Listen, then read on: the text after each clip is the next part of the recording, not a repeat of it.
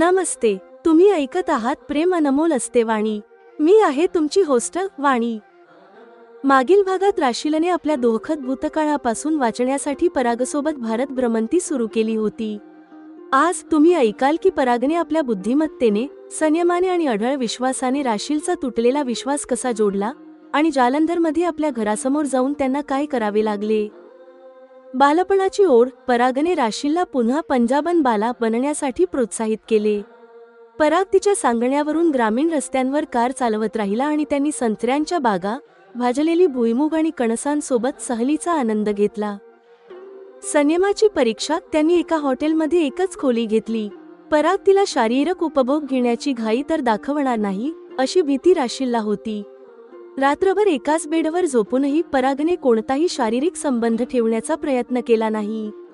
राशीलला शांती मिळाली. जगात किमान एक पुरुष तरी असा आहे ज्याची पहिली इच्छा एका सुंदर मुलीच्या शरीराचा उपभोग घेण्याची नाही. सुवर्ण मंदिरात श्रद्धा. तिसऱ्या दिवशी ते अमृतसरला पोहोचले. परागची श्रद्धा, आस्था आणि मान्यता राशीलच्या संस्कारांशी पूर्णपणे जुळत होती. राशीलला वाटले की परागच तिच्यासाठी योग्य मुलगा आहे आणि पूर्वी लग्नाचा प्रस्ताव नाकारून तिने मोठी चूक केली होती. जालंधरचा स्वाभिमान. पुढचा टप्पा होता जालंधर. राशीलने आपली ओळख लपवण्यासाठी राजस्थानी बांधणी साडी घातली आणि परागची नववधू मारवाडी पत्नी बनून ती चालली. आजी आजोबांची भेट. ते राशीलच्या घराच्या बरोबर समोर पोहोचले. परागने आपण बँकेत नोकरी करतो आणि भाड्याने घर शोधत आहोत असे निमित्त केले. राशीलने आजी आजोबांच्या चरणांना स्पर्श केला. जरी आजी आजोबांनी त्यांना ओळखले नाही तरी आजीचा दुःखी आवाज ऐकून राशील भावूक झाली. तुझ्यासारखी आमचीही एक सुंदर नात आहे. आज ती कुठे असेल कुणास ठाऊक. गुपित प्रेम. परागने दिवसभर राशीलच्या आवडीचे छोले भटुरे, जिलेबी आणि पराठे खाऊ घालून तिला आनंदी ठेवले. रात्री एका हॉटेलमध्ये परागने राशीलला पहिल्यांदा आलिंगन दिले आणि म्हणाला, जालंधरमध्ये तुला आपली ओळख लपवण्याची ही पहिली आणि शेवटची वेळ आहे. हे आलिंगन राशीलला आपले सर्वात सुरक्षित आश्रयस्थान वाटले. काश्मीर आणि जैसलमेर. काश्मीरच्या निसर्गरम्य ठिकाणी आणि शिकारावर रात्री एकत्र झोपतानाही परागने कोणताही शारीरिक प्रयत्न केला नाही. परागच्या प्रेमात अधीरतेला जागा नाही याची राशीलला खात्री पटली. वाळवंटातील मलम. जैसलमेरच्या वाळवंटात ताऱ्यांनी मढलेल्या काळ्या चादरीखाली परागच्या स्नेहयुक्त मौनाने राशीलच्या जुन्या जखमांवर मलम लावले. राशीलच्या आत्म्याला एका दुष्ट पुरुषाने दिलेल्या जखमा परागच्या या वागण्याने भरून निघत होत्या. राशील आता पूर्णपणे परागच्या प्रेमात बुडाली होती. परागने केवळ तिचा सन्मानच केला नाही तर तिला भूतकाळाच्या सावलीतून बाहेर काढले.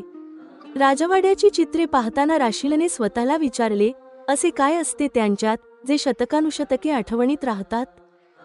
परक्या पुरुषावरचा विश्वास आणि अढळ प्रेमाची ही कथा वाणीच्या लग्न न करण्याच्या संकल्पाला कशी काय मोडू शकेल. तुम्ही ऐकाल. भाग 55. परागचा संयम. जालंधरचा धोका आणि वाळवंटातील अमृत प्रेम. राशीलला अलका मॅमच्या बोलण्याची आठवण झाली. परागने तिला लहानपणी एका लग्न समारंभात पाहिले आहे. तिला वाटले की तरुण झालेल्या राशीलमध्ये परागला तिचे बालपणीचे रूप पाहायचे असावे. परागच्या बोलण्याने प्रोत्साहित होऊन राशीलचे मन पुन्हा पूर्वीसारखी पंजाबन बाला बनण्याचे झाले. मग राशीलच्या सांगण्यावरून पराग काही ठिकाणी जाणीवपूर्वक हायवे सोडून बाहेर पडायचा. जेव्हा जेव्हा राशील म्हणायची तेव्हा तो शेते आणि लहान गावांच्या दरम्यानच्या ग्रामीण रस्त्यांवर कार चालवायचा. असे करताना त्यांना रस्त्याच्या कडेला संत्र्यांच्या बागा दिसल्या. राशीलच्या इच्छेखातर परागने एका बागेच्या मालकाकडून झाडावरून ताजी संत्री तोडून विकत घेतली. मग परागने हा क्रम चालूच ठेवला. तो कधी शेतातल्या शेतकऱ्याकडून ओले हरभरे तर कधी गाड्यावाल्याकडून भाजलेली भुईमुग, कणसे मनसोक्त किंमत देऊन विकत घ्यायचा. एखाद्या सहलीसारखे मजेत ते दिवसभर प्रवास करत राहिले. मग संध्याकाळ होऊ लागली. परागने वाटेत असलेल्या एका छोट्या शहरातील चांगल्या हॉटेलमध्ये रात्रीच्या मुक्कामासाठी खोली घेतली. ज्याच्याशी लग्न होणार आहे त्याच्यासोबत एकाच खोलीत राहण्यात राशीलला कोणतीही हरकत वाटली नाही. परागला तिच्या शरीराचा उपभोग घेण्याची घाई तर नाही ना हेच जाणून घेण्याची तिला उत्सुकता होती. परागने याबाबतीतही राशीलला प्रभावित केले. रात्रभर राशीलसोबत एका खोलीत राहूनही परागने प्रेम आणि भावी आयुष्याबद्दल खूप चांगल्या गप्पा मारल्या. एकाच बेडवर झोपूनही त्याने राशीलशी शारीरिक संबंध ठेवण्याचा कोणताही प्रयत्न केला नाही. पहाट झाली तेव्हा राशीलला खूप शांतता जाणवली. राशीलचा पूर्वीचा अनुभव, एक पुरुष जेड ज्याच्याशी तिने प्रेम केले होते, खूपच कटू होता. पराग त्याच्यापेक्षा पूर्णपणे वेगळा आहे. जगात किमान एक पुरुष तरी असा आहे ज्याची पहिली इच्छा एका सुंदर मुलीच्या शरीराचा उपभोग घेण्याची नाही, हे विचार करताना तिला समाधान वाटले. प्रवासाच्या तिसऱ्या दिवशी राशील आणि पराग अमृतसरच्या सुवर्ण मंदिरात दर्शनासाठी पोहोचले. राशील इथे आधी अनेकदा आली होती. पराग यापूर्वी कधी आला होता की नाही हे तिला ठाऊक नव्हते. कोणाच्याही मार्गदर्शनाशिवाय परागने गुरुद्वारात अपेक्षित धार्मिक विधी करण्यास सुरुवात केली. राशील त्याच्या मागोमाग चालत राहिली. परागने शूज काढले तेव्हा तिनेही सँडल काढले. त्याने डोक्याला रुमाल बांधला तेव्हा राशीलने स्कार्फने डोके झाकले. जणू एखादे नवीन विवाहित जोडपे परिक्रमा करत आहे असे ते वाटत होते. राशील परागसोबत राहून सर्व काही करत होती. दोघांनी गुरुग्रंथ साहिब समोर डोके टेकवले आणि अरदासमध्ये भाग घेतला. सरोवरातील स्नान फक्त परागने केले. राशील लांब बसून त्याला पाहू लागली. त्यानंतर अकाल तख्तचे दर्शन, लंगरमधील सेवा आणि जेवण करून ती पुन्हा परागसोबत राहिली. इतकेच नाही तर पराग दुःखभंजनी बेरीजचे दर्शन घ्यायलाही विसरला नाही. या कार्यातही राशील परागसोबतच होती. परागची श्रद्धा आणि संस्कार तिला स्वतःच्या संस्कारांशी जुळणारे वाटले. राशीलला पुन्हा एकदा जाणवले की परागच तिच्यासाठी योग्य जोडीदार आहे. पूर्वी त्याचा लग्नाचा प्रस्ताव नाकारून आपण चूक केली होती असे तिला वाटले. आता आपल्या मिलनामध्ये कोणताही अडथळा येऊ नये अशीच इच्छा तिच्या मनात होती. दुसऱ्या दिवशी राशील परागसोबत जालंधर फिरत होती. ओळख लपवण्यासाठी तिने राजस्थानी बांधणी साडी आणि सनग्लासेस घातले होते. जणू ती परागची नवविवाहित मारवाडी पत्नी असावी असे ते चालत होते. ती अत्यंत आकर्षक दिसत होती. आपल्याच घरापाशी पोहोचल्यावर ओळखीचे अनेक लोक रस्त्यावर दिसू लागले. त्यांनी तिला लक्षपूर्वक पाहिले पण कोणीही तिला ओळखले नाही. राशील मात्र आपल्या जुन्या घराचे आणि परिसराचे अत्यंत कुतूहलाने निरीक्षण करत होती. ते राशीलच्या घराच्या समोर पोहोचले आहेत हे परागला माहीत नव्हते. तिने आपल्या आजी आजोबांना घराच्या आवारात बसलेले पाहिले. त्या दृश्याने तिच्या काळजाचा ठोका चुकला. पराग, बघा, ते आमचे घर आहे.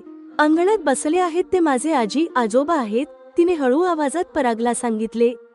बरं, तर मग ये, त्यांचे मनसोक्त दर्शन घेऊन घे, म्हणत पराग त्यांच्या दिशेने जाऊ लागला. राशीलने त्याला अडवण्याचा प्रयत्न केला पण शेवटी तिलाही आजी आजोबांच्या समोर जावे लागले.